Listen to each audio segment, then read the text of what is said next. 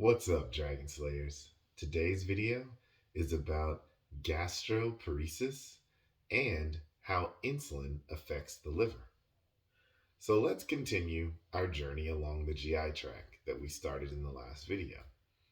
To push the food we've eaten through the intestines and eventually out of the body, the intestines steadily contract and relax in a pattern of involuntary transport called peristalsis.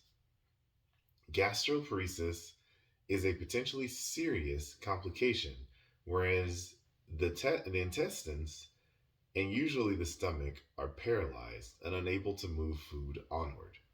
This results in the food lingering and potentially condensing into a hard mass called a bezoar that can block narrow passages as it moves, slowly and painfully through the intestines. Diabetes is a prominent cause of gastroparesis. In people with diabetes, the condition is thought to stem from the damage that can happen to specific nerves, known as neuropathy. In this instance, the nerve that controls the stomach, the vagus nerve, becomes damaged and thus is less able to induce stomach contractions and peristalsis. The nerve damage is likely a consequence of excess blood glucose that typifies diabetes. But even insulin alone has an effect. One study gave its participants infusions of insulin to create an artificial hyperinsulinemia state, like that what would accompany insulin resistance.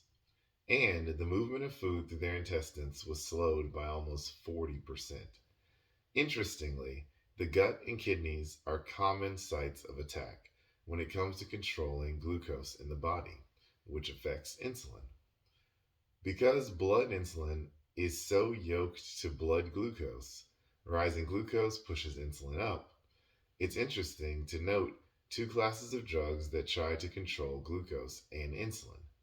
One strategy works in the gut by turning off glucose digestion and forcing the glucose to stay in the gut unchanged, thus preventing it from entering the blood.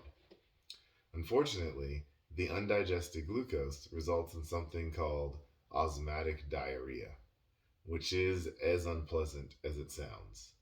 The second strategy pushes the glucose out of the body by forcing the kidneys to dump blood glucose into the urine at artificially high levels.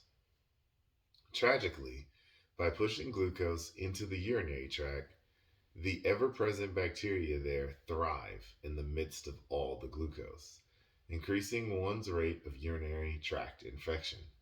So, whether moving glucose into the body or pushing glucose out of the body, the digestive and urinary tracts are relevant to controlling glucose and insulin. Of course, the intestines can't really fulfill their role without some help.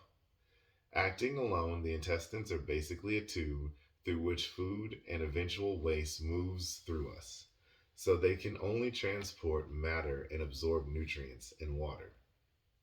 For proper digestion to occur before absorption, the intestines rely on several organs, which we'll explore.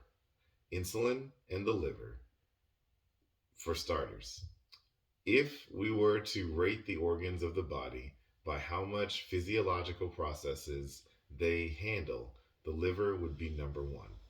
The liver is essential for removing toxins from the blood, clearing old blood cells, storing vitamins, nutrient metabolism, handling of fats, proteins, and carbohydrates, and so much more.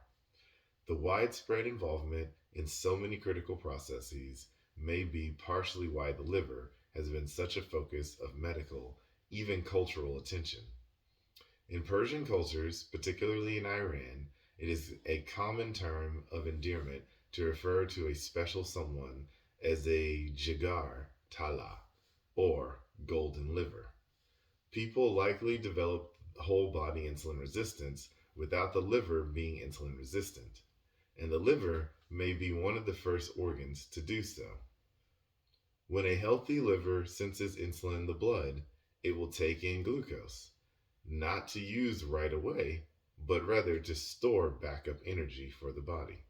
It converts some to a substance called glycogen, which is several glucose molecules linked together, and some to fat.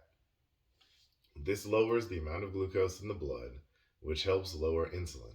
However, once insulin resistant, the liver begins to create a uniquely pathogenic situation, increasing blood glucose and fats, as well as potentially altering LDL cholesterol size, which, as we discussed earlier, can increase the risk of blood vessels becoming hard and narrow. Normally, glycogen is held for reserve energy in our liver and muscles, but the body senses that energy is needed in response to low blood glucose or stress to help our digestion. The glycogen is converted back into glucose and released into the bloodstream. With insulin resistance, insulin no longer tells the liver to take in and store that glucose as glycogen. In the absence of this signal, even with high blood levels of both glucose and insulin, the liver begins to break down glycogen to be released as glucose into the blood, further increasing glucose and driving up insulin. With fats, there's a different problem.